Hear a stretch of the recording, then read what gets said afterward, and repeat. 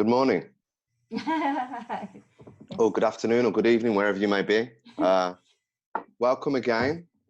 This is Sharon and I's second podcast, and hopefully, if you've seen the first one, you kind of know what we're about. So again, today is going to follow a similar format. I don't have a fishbowl like Sharon did, but I have a little vase, and we're just going to pull a topic out, and we're going to kind of wax lyrical and talk to you guys about our thoughts from our own experiences, personally and professionally. So with no further ado, would you like me to pick one? Yes, I would. Yes, I would. Okay. So today we have Consciousness. Oh, wow. That's quite a big one.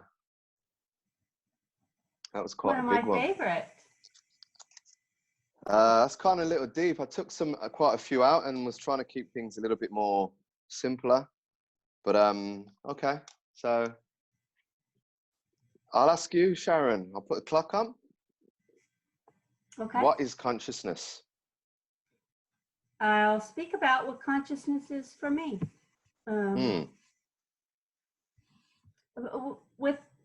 Yes, how I learn best is how I take a concept and put it on. So that's where I speak from. I'm not going to speak from degrees of studies and logic and all that stuff, because that's not where I'm good at. And what just happened? Hold on.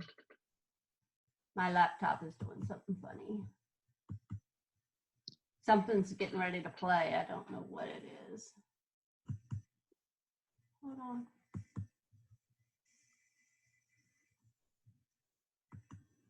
Are we still here? We're still here. It's the beauty of doing things live, folks. I get these weird pop-ups, and it started running something. It was weird. Whoops. These earphones, I feel like I want to adjust something to my head. It's like, okay, so where was I? Consciousness. So for me, what I've learned about consciousness is there is the me that I'm aware of. And I've seen it like on a scale, that's like 2 to 4% of what my mind is about. And what it totally intrigued me as I began to understand this was that these headphones, there's a 98%, that's approximate, right? 96, 98% of our subconscious that is, I call it the hidden hand. It's what's running our life, but we're not aware of it. And it has multiple levels, right? There is the unconscious that entraps the parts of us we broke off. And then there is the subconscious, which is like the womb. It is the bridge between the unified field of all information. It's like everything you need is when you bridge the gap between your 2% to your 98%. And the truth is, you don't need to look outside of you for anything. When you can go there, and it's like E.T. call home, there's this connection that, well, I'll have to tell you, it's changed my life. It's like everything I ever need shows up when I go there and ask. And so what am I about? I teach, I finally got this down. I teach the art of transformation and dynamics of change and how to make it all work for our best benefit, right? And so part of that is in this work. How do we really bridge that gap and have a relationship, an interconnected relationship within ourselves? All our broken pieces come home to us, right? I think we're collapsing timelines. How's that? Now, for me, that all fits into consciousness. For me, it's a big story, but it's not, oh my God, it's everything. My consciousness is my external reality that is mirroring it back to me. And if I don't like what's over here in my picture, say it's the amount of money that I have, or the freedom that I don't have for lack of money, right? Because we're playing in this field of an inverted monetary system. So if I don't like that, where do I go to change it? Not the mirror. I go in here, and it's like, oh, what do I have that can attract and repel so it works better for me? And I don't even know the answer. My subconscious does. Cool. I hope that made sense, and I wasn't too long. To me, that makes perfect sense. But I think we need to perhaps be mindful of some people who may just be kind of sort of starting out really on a journey and not even knowing what consciousness means, or how can we break that down more simpler for the everyday person, if that makes sense? It's who you think you are. That's one part. And then there's a hidden hand. If I summed it up in one sentence. So who you think you are is not your consciousness, or it is? It's in two parts. Your consciousness is in two parts. You have a conscious self-awareness, and then you have a subconscious.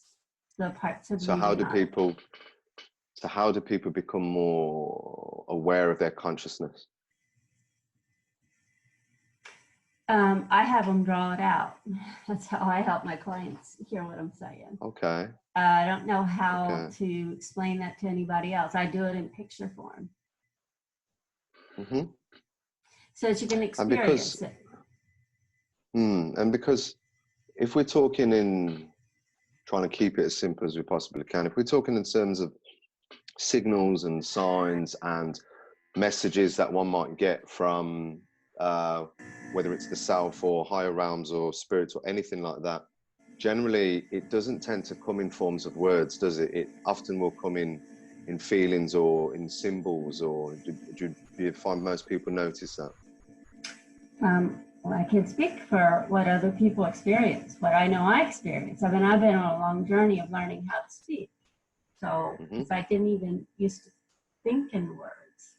So it's been a long healing journey. And I learned along the way, when clients would ask me something, I didn't often know how to explain what I was doing.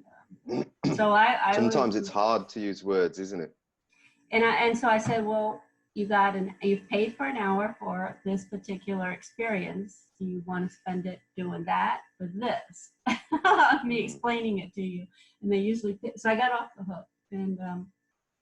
And then when I took my mind off of it completely, suddenly a picture would come in front of my mind that made sense. And so I would run it by them, and I would say, hey, I just saw this picture. I think it might help you understand what you asked me. And often it did. That's how I help people see what I'm talking about. Okay. You want to simplify it more than that?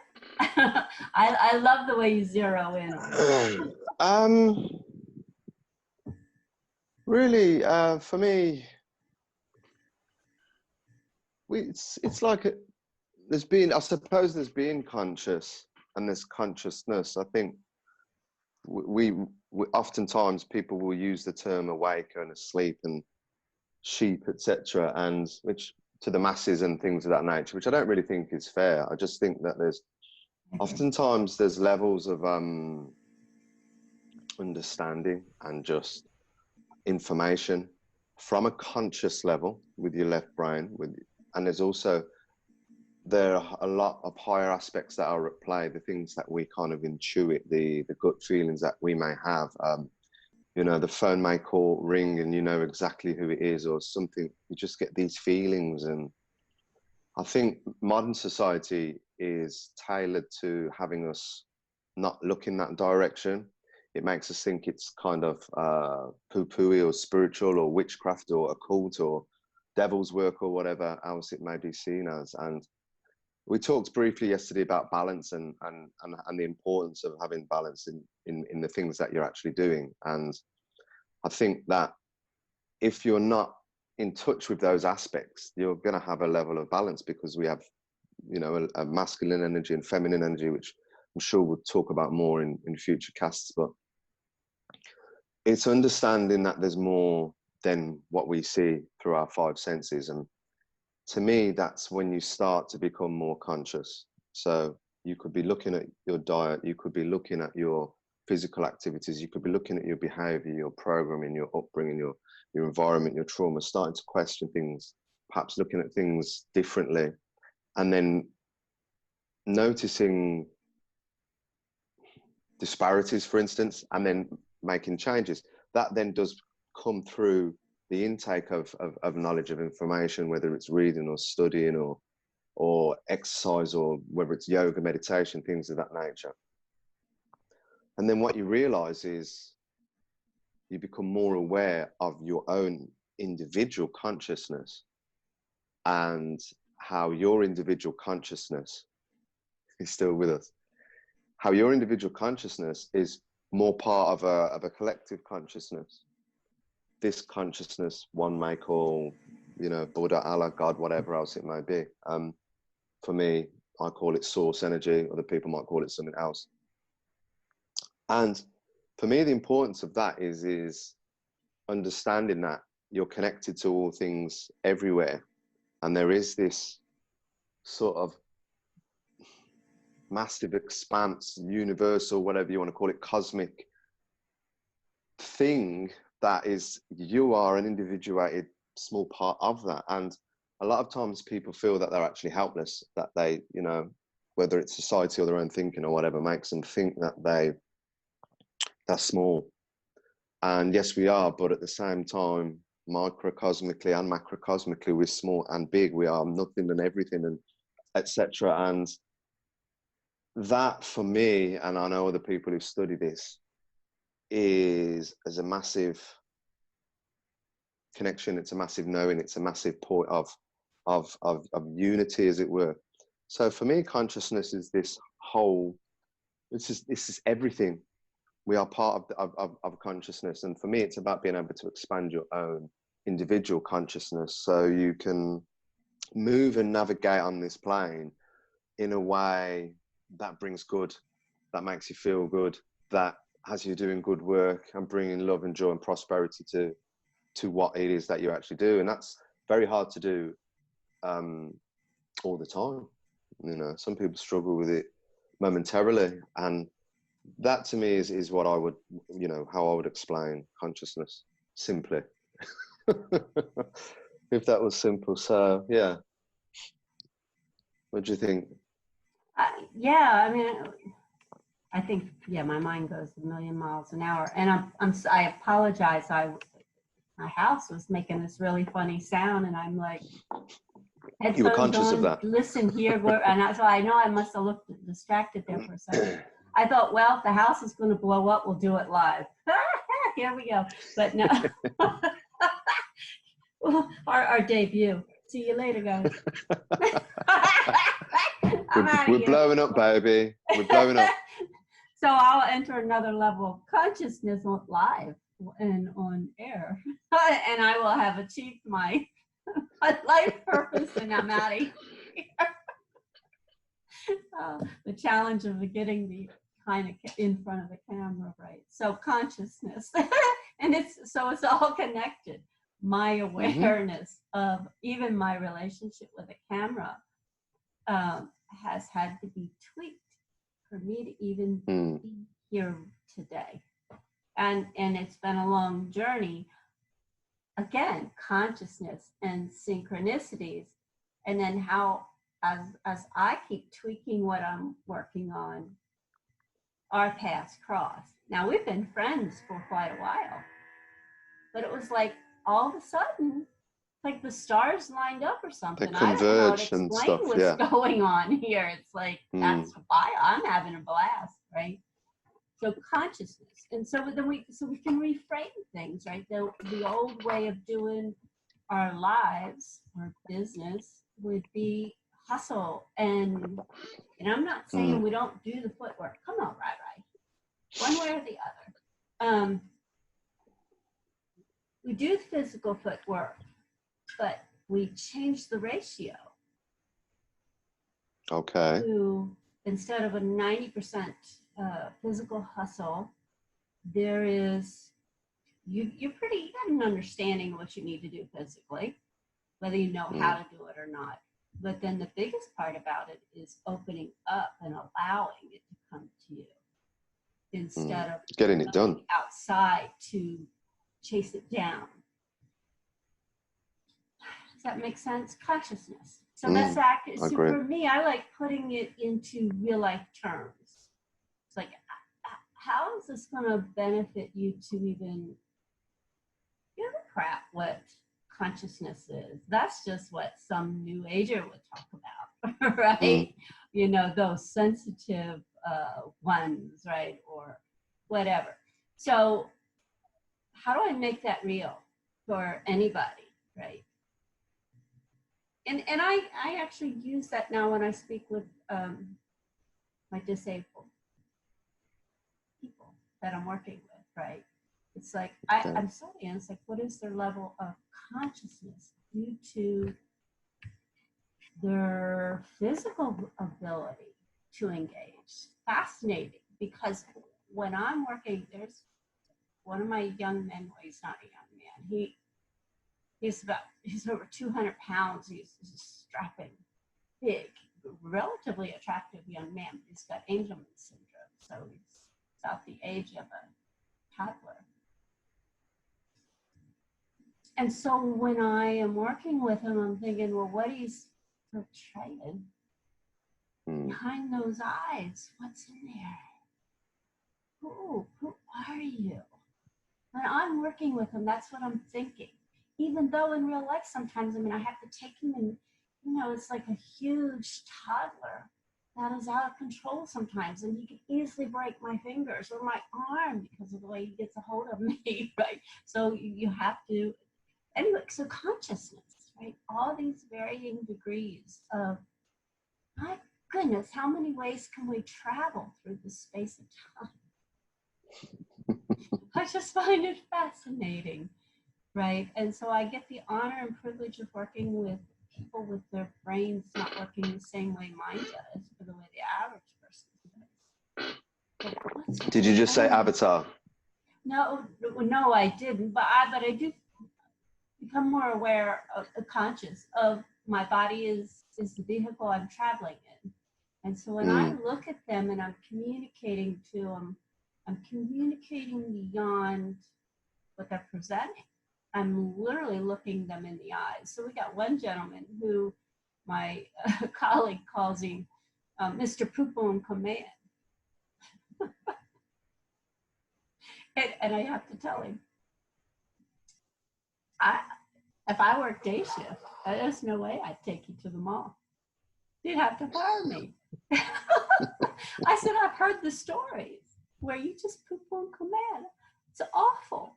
I said, I swear to God, I read him the riot act, but I'm talking to him behind what he's presenting. Yeah, absolutely. And I'm telling him, I'm saying, you know what, that would be the day I quit my job. And I'm going to leave your ass right where you are. I'm going to call Star Community. They're going to have to come and get you. I'll wait for that. And then I'm walking. I'm never going to come back. I said, that's the day I quit. I said, don't touch me with your poopy hands. Go. Because he comes up to you and he was so anyway, what a rip. Consciousness. Get me going, right? Yeah. So it's interesting you say that, actually.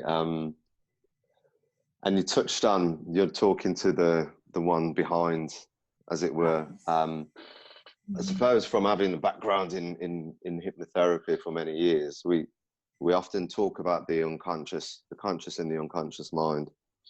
And my understanding is that we obviously, it's really a metaphor as such, but we're using it so you can see it as the differences between the two, everything you're conscious of, you can touch, taste, hear, feel, smell, etc.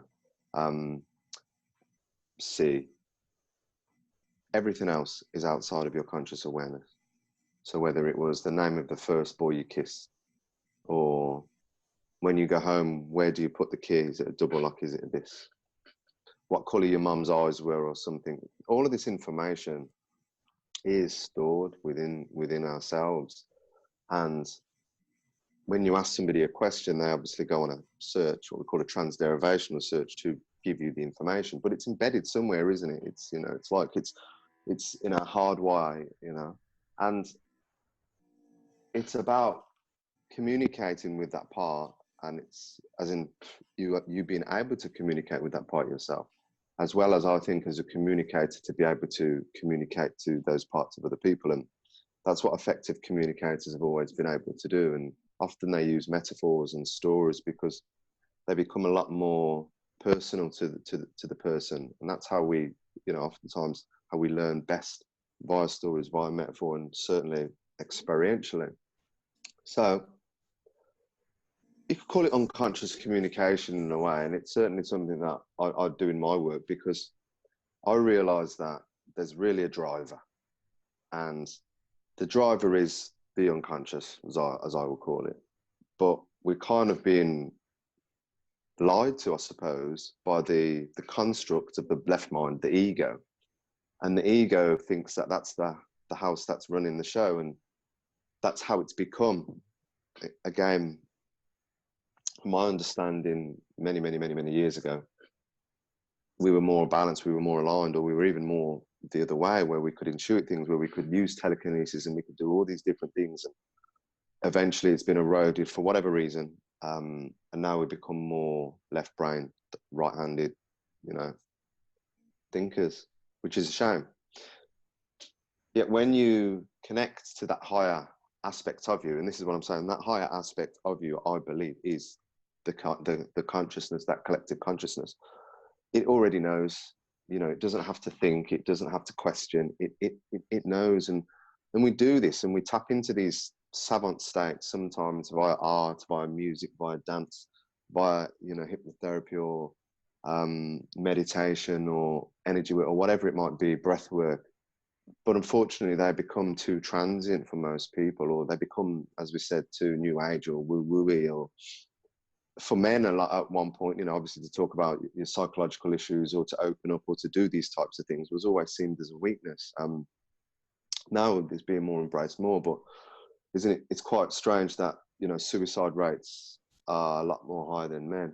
And in my experience, men seem to be a lot more left brain driven, whereas women are more connected. And as we say, there are very reasons for that. But being more aware of that, and with the stuff we talked about, certainly in the first podcast and moving forward, just learning simple ways to employ these measures are really, really beneficial. And I think then you can pass it on to children, because having them unaware and having them labelled, having them anxious, having them stressed, depressed, medded, self-harming, which I see in a lot of work I do in schools and with younger people. This is a trend. It's by, you know, it's no accident. But essentially, this is because I feel people are disconnected from their self, and they have no sense of self. They're always seeking outside of themselves, and it's the solution is actually only 180 degrees away from where people are, in so much as we're looking that way. And really, it's that way. Yeah, and consciousness has a massive part to play in that, really. Right.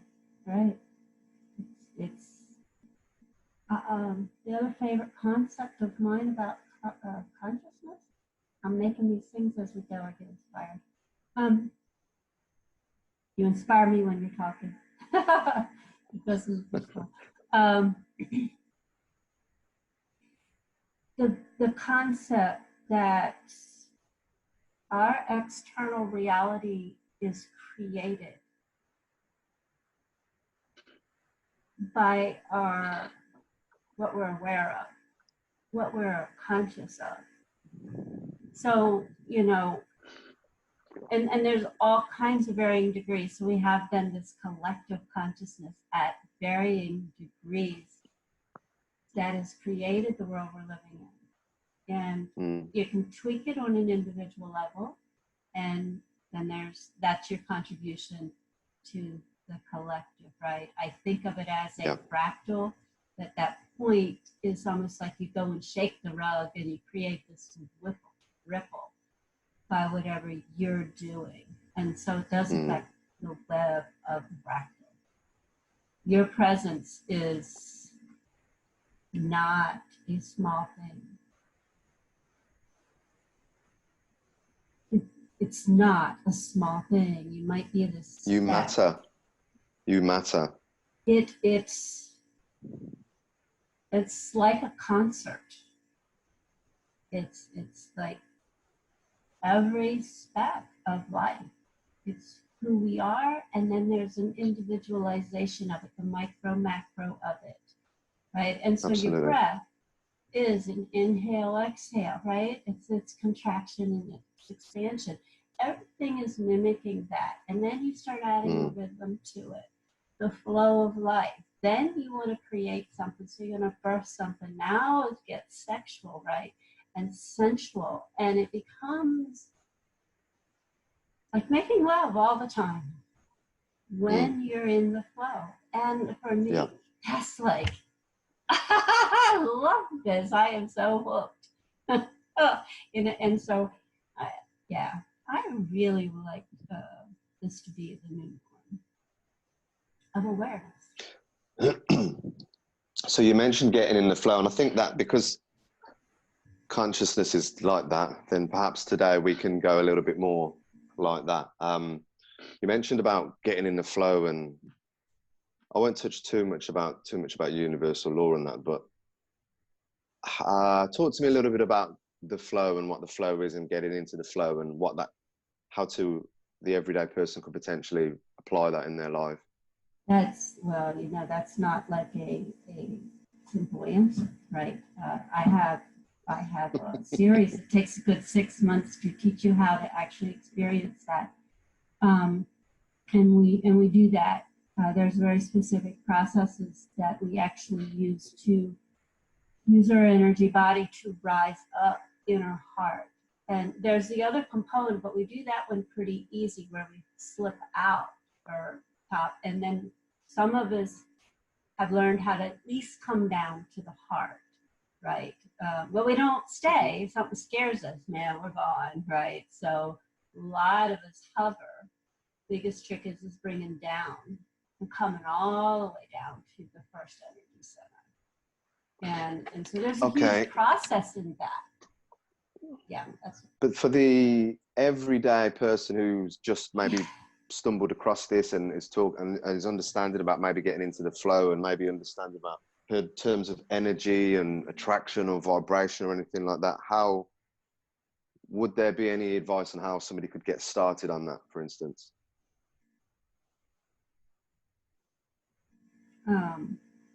Right. I am struggling to find a simple answer, right? I know. I'm being nasty. Putting you on the spot. Well, but that's my weak spot, right?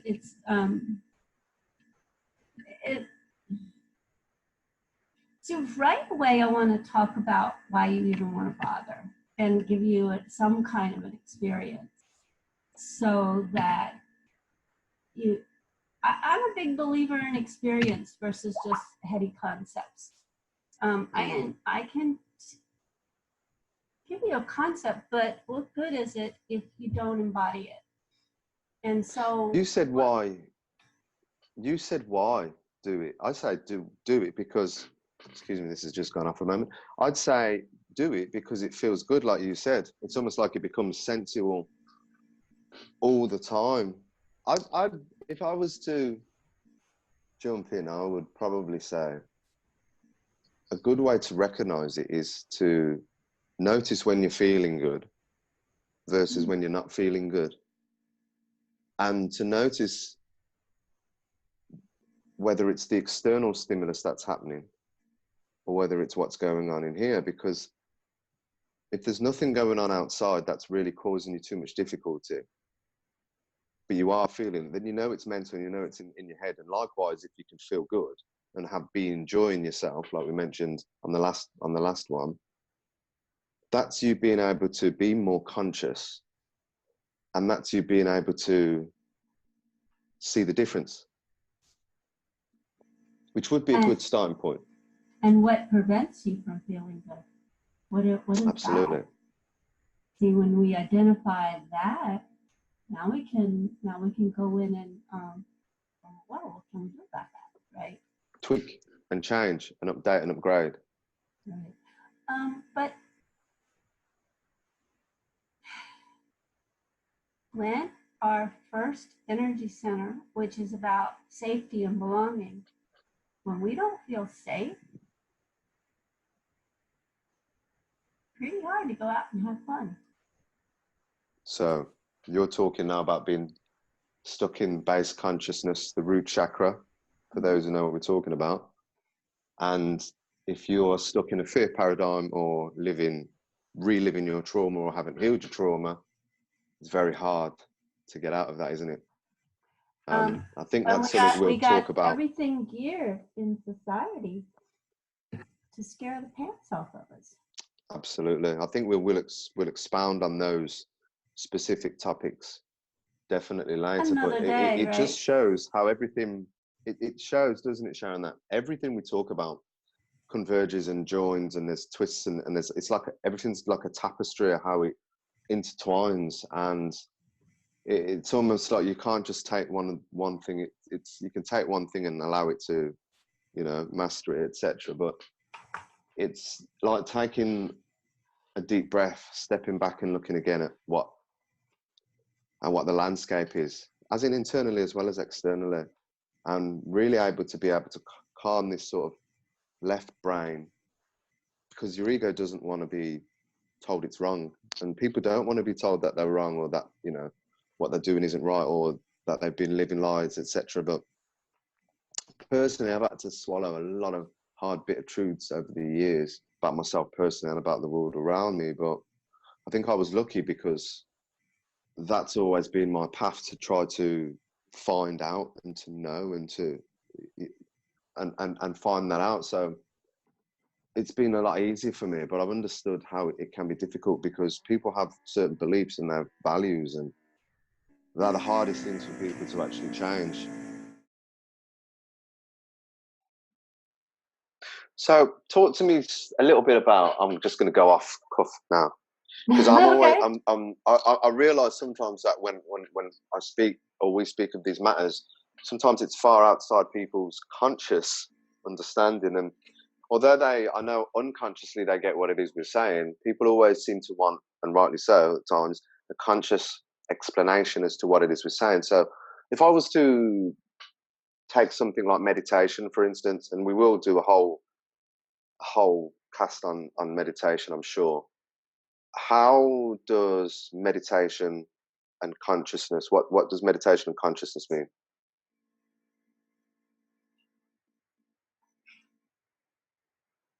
I think meditation, it's like getting to know you. That's what comes up. Yeah. So that's the best way I know how to explain it. It's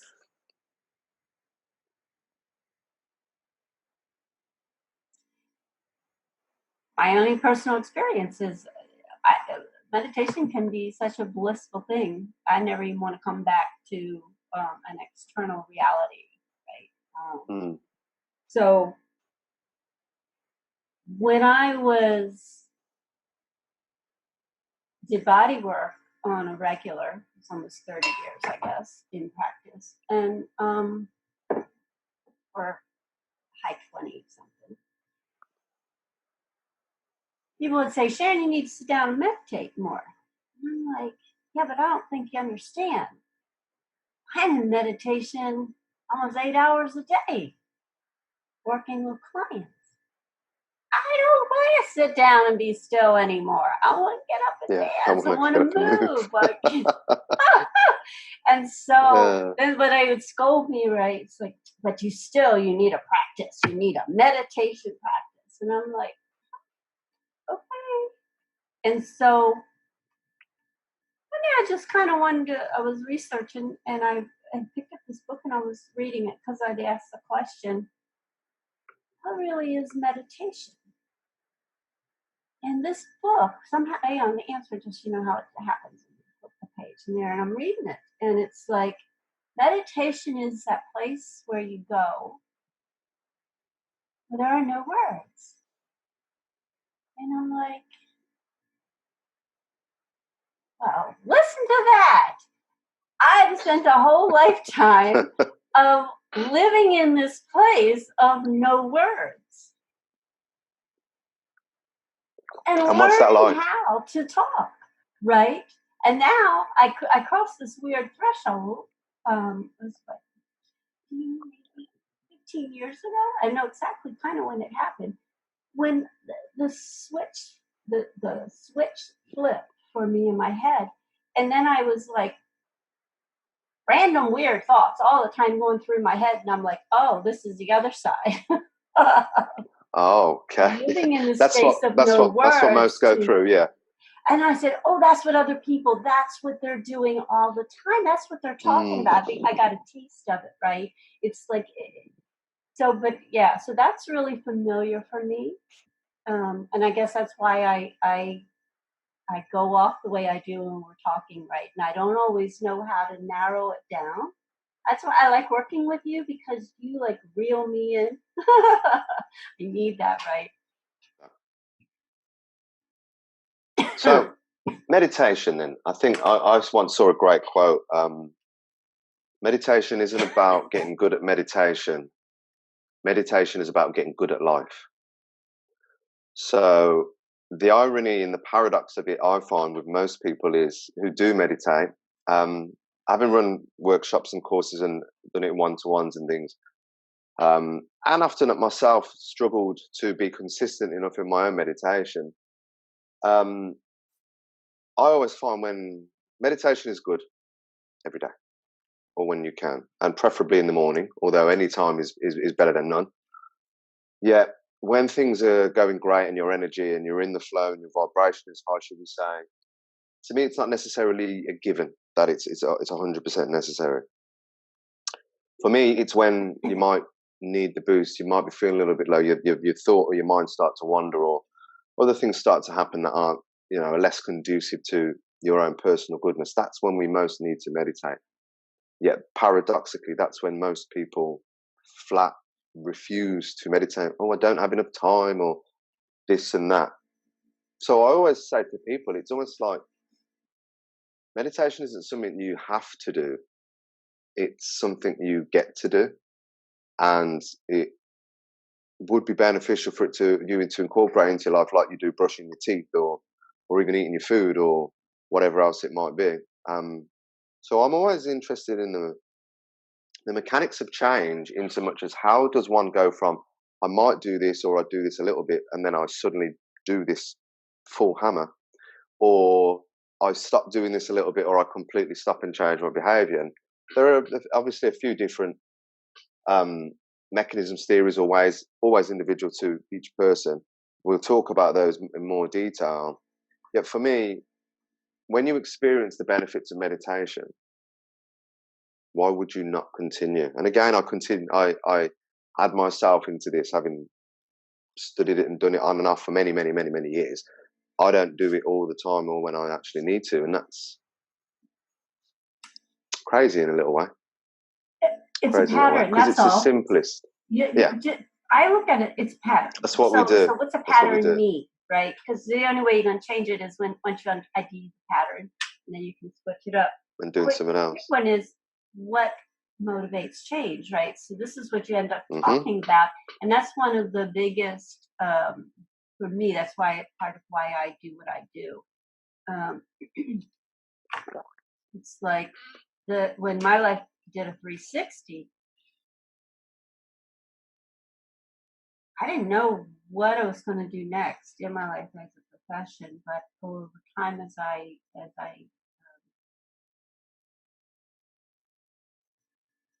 meditated on it, right, I was like asking questions and seeking, well, what's next? I don't even know where I fit. I'm first chakra, right? I don't even belong in this world. I mean, it brought everything, full stop. And what came to me was, wow, we don't talk that much. We don't teach that much about the dynamics of change and how to go through it. We got this adage that says the ability to adapt that's who will survive change. That's the extent that, for the most part, I ever heard people talk about it. We certainly don't get courses of it in first grade and all the way through life. And, one of these days I would love to collaborate with someone and create training for change, understanding those dynamics and how there's a passages, very clear passages that we're going through to get to change. So we call it the hero's journey when we start the healing, right? But man, I'm telling you, until you go through that, and that's personalized, it's just a heady concept. That's right. You used an interesting word there that I've had to write down for my adapt. And as we always talk about, things are always in a state of change anyway. Nothing rests. When we start getting metaphysically, we'll discuss those matters in more detail. But from another standpoint, adapting is reacting. Oh, yeah. And so I got something to add to that. Okay, you go. Oh, no, but I do have something to add to that. I mean, so what I was shown as I've done this work within myself is the new norm. What we're doing now is expanding beyond adapting to change for survival concept is being upgraded to so the message for me was quicken and go quantum, because the whole world is quickening and going quantum itself. It's changing. The pace is at a different rate than it was before. And that's so right. In martial arts, and also what I learn and teach now in the art of transformation, it's really all about the art of being the master of directing your energy. And so we learn that in martial arts, right? You're just directing energy. So if someone comes at you, you just step aside and heal. And then, they'll go running off if you direct that energy that way. But if they turn around and come back at you again, you can do it. You can play that game with them as often as they attack. But maybe you would like to go have lunch or something. So now you just, instead of directing it, so they run off until the energy runs out, what you do is you take it and circle it and they fall on their own sword, on their own energy, on their own accord. All you did was redirect the energy. I love that concept. Aikido. And I live from that space. It's like, I was never good. My instructor, he's always shaking his head, Master Brown. I love him dearly. I think I amused the heck out of him. Luckily, they're my family. Because I didn't do it like most people, right? I never could remember the set, and I'd get lost and I told him, I'd say, don't put me in the lead in Tai Chi. I'm telling you, it's not a good thing, right? It's all going to go haywire. One day, I'm in the lead, right? I was like, he's standing on the side watching, and I'm doing my thing, and all of a sudden I feel myself in this maze. And then it hits me, I'm like out of the set, and I kind of did my so is everyone else. Vision. The whole group was following me. Well, you were and leading. I looked over at Master Brown, and he's going, I said, I told you. Was that the last time he asked you to lead? Never. No, he wants me to come home. I want to come home. Mm. Well, we are. I We'll miss talk about Tai that Chi, more. right? So, I think yeah.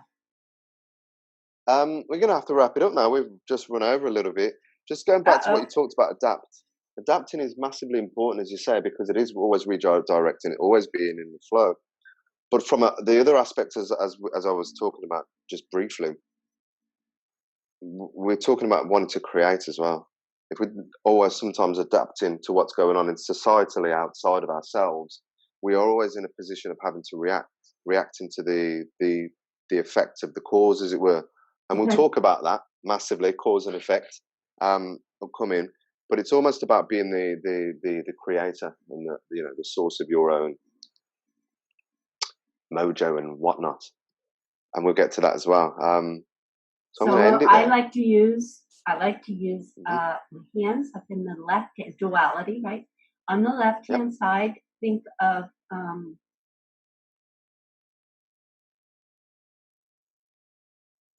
stress response, fight, flight, and freeze, reactionary. Right. And those are programs running. Mm-hmm. When you are in your core, in your power, you become the creator. And you understand that you are the narrator. It's like, so when I watch Facebook, all the news feeds come down. It's like, and then they did this, and then they did that, and they, and in the course, some of it's pretty disturbing. Agenda 21 isn't a joke. But so we all are parroting that narrative that they set the tone for. It's like, okay, take a deep breath. I'm going to show people how to get out of the fight, flight, and freeze mode here so that they can come to this place to create. The antidote to the stress response is to start creating. And what would that be? Well, I don't know. What's in your heart? What really makes your heart sing? Let's talk about that for a minute. And now let's figure out what we can do to start bringing that, birthing that into your external reality. Materialize an energy thought from your heart that's imbued with your passion. This is when it gets exciting. Beautiful. And now your breath, the sensuality. You are a generator, an energy generator, and that's why you are so valuable to some beings that don't have this capacity. They call you human resource for a reason. Yikes. I don't know why people aren't pissed off about that label, but I am. I'm not human resource for you. No. That's my life force, and I'm sealing off my leaks, baby doll. You can't touch this. It's mine. And now I'm a better creator every time. I find a leak and seal it. Oh, more of me becomes present, and life just becomes even more and more miraculous. That's what the value of being more conscious and in the flow is, to me, the ultimate path to freedom. And fabulous. Let my people go. Let my people go. Fabulous. And in another way, you do human resource, because you are reconnecting yourself back to what you do know, resource. Because all resources come from the past anyway. Right, but where is it going? Is somebody stealing it from me, or is it mine? And you know what? I'm the master of my. What's that thing? Master of your fate, captain of your soul, something or other. I'm all of that, right? It's like no. The thought of something taking what doesn't belong to them. I didn't give it to them. I didn't say you could have this part of my life force because that's what I just want to give you. You set it up to steal it from me, and okay, look, I'm not gonna fight with you about that. I'm just gonna seal off my leaks and move on. And we'll get to all of that stuff in future dates, my dear. Sharon, I want to thank you again. You were going to do a rap? It's been, Don't put me on the spot now. A rap regarding consciousness.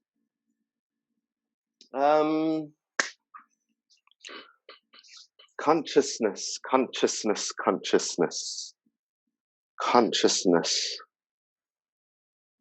So I like that. That's how we'll end our shows. Okay. I'll ask you to do a rap. Okay, I got it. Okay, so this is from the second verse of a song called Meta Philosophy. And it just goes like this. Depending on your level of consciousness will decide whether my words resonate or they are nonsense. Moving through the matrix, looking at the faces, working out the agents. Did you see her in the red dress? This ain't the time to be sitting on the fence, on the precipice of greatness, if you don't suppress. And look deep inside where you'll find your holiness. The divine spark within you, it's what you're here for, no less. Because my delivery is ancillary, I flow through the arteries and to the capillaries. You think that it's a mystery, subscribing to the policies while ignorantly missing your God-given sovereignty. Like flowetry, I'm a master of chemistry. I'll turn your negativity into kinetic energy, follow no one religiously and study diligently. Warrior like Spartans fighting in Thermopylae. I'm talking about awareness past the five senses, ascending onto higher planes and out of the trenches. In base consciousness, you're open defenseless. How long is it going to take for us to know that we're the saviors? And we'll leave it at that. Thank you, guys. We'll see you again. Thank you, Sharon. We'll speak soon. Take care, my darling. Bye.